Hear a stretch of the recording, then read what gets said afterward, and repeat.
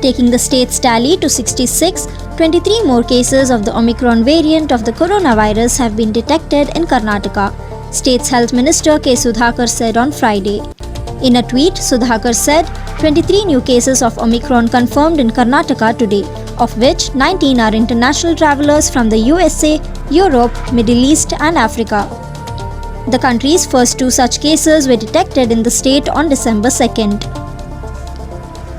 As per the reports on Friday, India logged 309 fresh Omicron infections, taking the total tally of such cases in the country to 1,270.